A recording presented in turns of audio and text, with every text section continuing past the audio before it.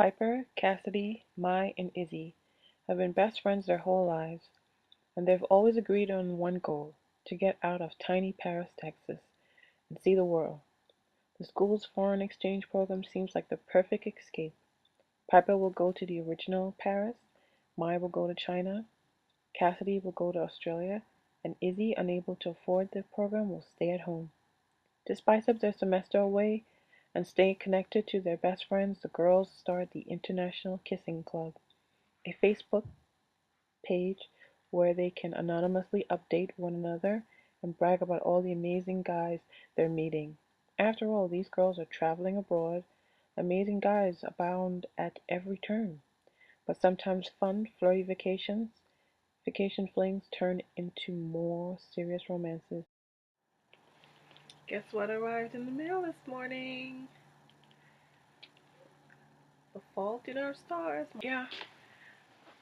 And on to my review of the International Kissing Club. I just wanted you guys to see that, I have the copies, and when you win, they'll arrive at your house fresh and crisp. So yeah. Now, I will be honest with you. When I first started reading this book, I thought it was going to be insipid. I thought it was going to be like just not really full of substance, and I wasn't sure if I wanted to keep reading. But after you get past the first two chapters, it gets better. It starts to show more substance. You sort of see more character development, and the characters are very relatable. There are a lot of social issues, family dysfunction in this book. I mean, it's like any teenage girl who's in high school and can relate to this book. So I think this book is more geared to a younger demographic. If you're an older person like me that reads YA, you may or may not like this book, but I think, in my opinion, it's more geared to the high schooler, the 16 to 18 demographic, because it's more relatable to their life, their situations. They can understand it more. But embarrassment is universal, so there's a lot of that going on in this book, and in that end, you can relate to that. But personally, I found Piper a little whiny. I mean, it was understandable what happened to her and everything like that. I can understand that, why she would feel like the world is against her. I mean, that her little nemesis rival situation with Jermaine. And by the way, Jermaine is like a very cool villain in this book. Interesting. There was a lot of drama and underlying tension in the story, which was really great for me. Because if I'm gonna read a book with no magical powers and no fays, no vampires, it has to be something that keeps me interested.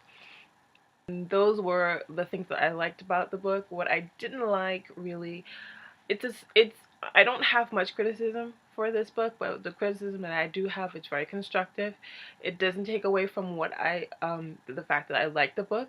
It's just me as a reader looking at it from a very clinical point of view, because I thought there were a lot of um, answers, a lot of unanswered questions, a lot of storylines that were left hanging in the air, which I didn't like. I thought that they could have been cleaned up a little better, closed off a little better. If this is a standalone book and not a book for a series, then I think the ending should have been more finalized.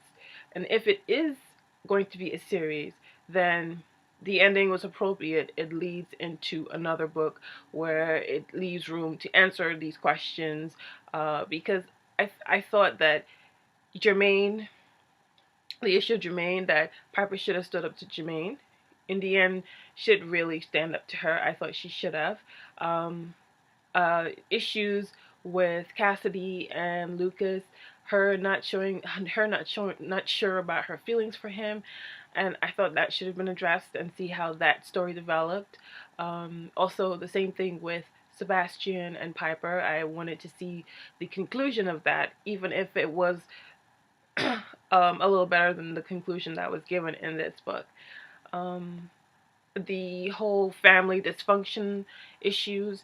I wanted to see the characters that had the most problems with their families. I wanted to see those addressed, and those weren't addressed in the book. So I'm kind of a little disappointed about that. And if it is going to be another book that comes out of this, I kind of want to see those questions answered. And all in all, I enjoyed myself. I really liked the book. I read it in 2 days, which is kind of a feat because I was really busy doing promoting my giveaway, which I got no sleep doing that.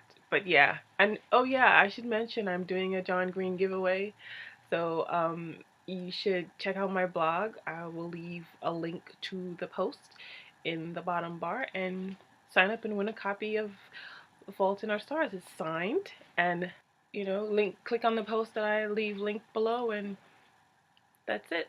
So I'll see you guys in my next video. Bye.